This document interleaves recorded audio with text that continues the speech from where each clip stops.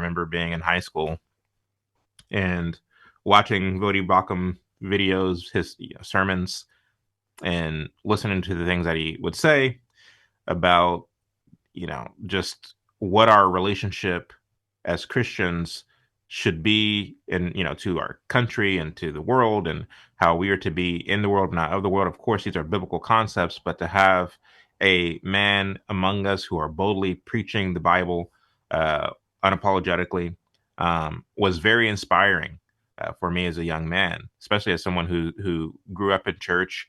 The church that I went to was not a very doctrinally sound church.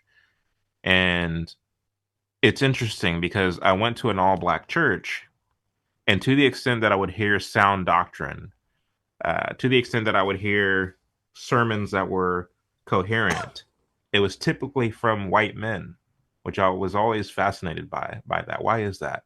So, of course, in my young mind, I'm I'm conflating sound doctrinal teaching to white pastors and riffraff all over the place non-doctrinal teaching to black pastors. Of course, it's ignorant to think that, but Mm. that's where my mind was. Mhm.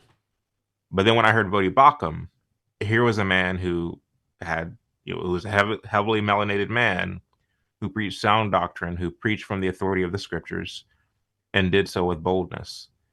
And so by the time I was 18, I've already decided that if I ever have children, those children will be homeschooled, um, that we will be in a doctrinally sound reformed church.